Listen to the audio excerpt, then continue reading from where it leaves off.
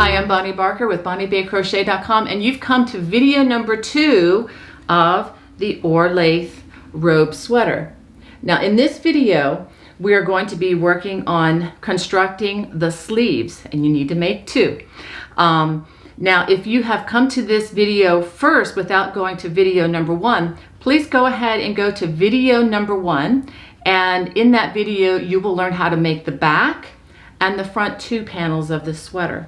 Well, let's just go ahead and dig in and start with video number 2. If you haven't already, please hit that subscribe button, thumbs up if you're enjoying this so far, and hit that notification bell so that you don't miss any more. Let's go ahead and get started. Now we're ready to begin the sleeves, and I'm just going to make an obvious statement here. Make sure you make 2 of these. Okay, we're going to start very much like we did the back and the side panels from the video number 1. We're going to chain. For the size small, we're going to chain 33, but again, make sure that you check the pattern for the number of chains here because each size does have a different number. So I'm going to do my 33 chains. For row 1, we're going to double crochet in the 3rd chain from the hook, just like we've been doing to start the ribbing portion, and we're going to double crochet in each stitch across the chain.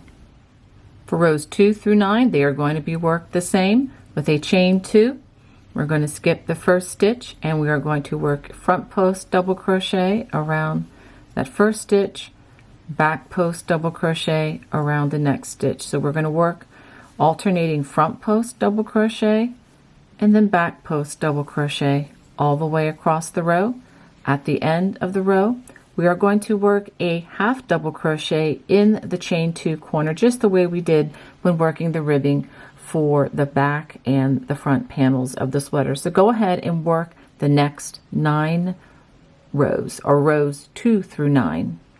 Now to start row 10, we are going to chain 1, and we're going to start in the next stitch. We're going to skip this first stitch, and we're going to alternate the single crochet, and then in the next stitch, a double crochet, working that 2 stitch or double stitch, single crochet, and then double crochet. So go ahead and work that all the way across the row. This is what you should have after having worked that all the way across the row. Now we're going to turn and we are going to work row 11. Now if you're looking at the book, I'm working in the 2nd column on page 60, and for sizes large and above, you're going to be working rows 11 through 13, which is simply a repeat of what we just did here. So what I am working with now is where it says underneath all sizes, it will say row 11, which is referring to the smaller sizes. And I know this does get confusing, which is why it's important that you mark your pattern with a highlighter so that you know which numbers apply to your size. But I'm going to now begin row 11 for the small, which is row 14 for large and above. And this is our first increase row. So for that row, we're going to chain 1, and I'm going to work 2 stitches actually in this stitch. And I'm going to start with a double crochet and then a single crochet, both worked in that first stitch. And then I'm going to alternate double crochet over the single crochet and then a single crochet over that double crochet as we work all the way across, alternating with this double stitch. Let's make sure we go through all the strands there. So go ahead and work this all the way across until you get to the last stitch. Once you get to the last stitch of this row, go ahead and work a double crochet and a single crochet so that we have an increase on both ends. Now we're going to turn, and for the small size, the row numbers to the far left of the column, which is to the right on page 60, says rows 12 through 16. So that's 12, 13, 14, 15, 16. That's 5 rows are just simply going to be worked in pattern stitch. Okay, so in other words, we're going to chain 1. We're going to work a double crochet in those single crochets and a single crochet in the double crochet, alternating all the way across the row. So go ahead and work 5 rows working that stitch. No increases, just straight across. So this is what you should have after you've complete row 16, again using the numbers for the small size. Okay, now we're going to work row 17, which is very similar to what we did with row 11. It's another increase row, and for this we are going to work a single crochet and then a double crochet in that first stitch for our increase. Work in pattern stitch all the way across, again working a single crochet over the double crochets and a double crochet over the single crochet. So go ahead and work that, and I'll show you the last stitch. And once you get to that last stitch, we're going to work a single crochet and a double crochet in that same space, so that we have worked another increase at the beginning and at the end of the row. Okay, now we're going to turn, and rows number, it will say 18 through 22 for the small size. For the larger sizes, it's going to say 21 through 25 in the parentheses. Okay, so for this, we are just going to work 5 more rows in pattern stitch. So just working 1 stitch in each stitch, single crochet in the double crochets, double crochet in the single crochet. So go ahead and work 5 more rows with that constant stitch count and working in pattern stitch across the rows. This is what you should have after completing row 22 for the small size. Okay, this would be row 25 for the larger size sleeves. Now, the next thing that you'll see in the book, it will say next 5 rows. Okay, that is a misprint, so just draw a line through that. That's not necessary in the instructions. Below that, we're going to go on where it says rows 23 through 34. This is for the small size. It will say rows 26 through 37. For the larger sizes, we're going to repeat the last 12 rows that we just worked. For the small size, that would be repeating rows 11 through 22. And yeah, let's just stop it there on the numbers. Basically, what you're going to be doing is we're going to be doing the increase row plus 5 rows of pattern stitch, and then another increase row, and then 5 more rows of pattern stitch. So go ahead and work that section. This is what you should have after completing 34 rows. And I will hold the side so you can see the gradual increase, and that is on both sides of this. Okay, now we are going to do another assignment for rows. Okay, this is the part where it says the next 10 rows, and you're going to repeat, this is for the small sizes, rows 11 through 20. For the larger sizes, you're going to be repeating rows 14 through 23.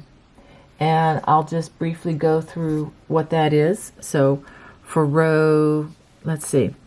So repeating row 11 through 20 is going to be an increase row, and then 5 more rows of pattern stitch, and then a repeat of, let's see, row 17 would be another increase, and then 3 more rows of pattern stitch following that. Okay, so we're not going to do the 5 and then 5. It's going to be the increase row, 5 rows, increase row, and then 3 more rows.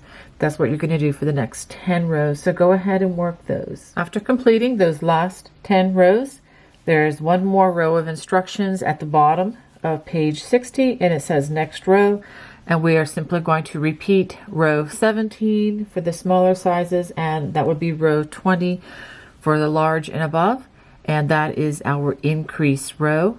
So we're going to go ahead and start with a double crochet and then a single crochet worked in that first stitch, and then work in pattern stitch all the way across, and I will show you the last stitch. For the last stitch of this row, we're going to work a double crochet and then a single crochet. Okay, so now we are ready to work the sleeve cap.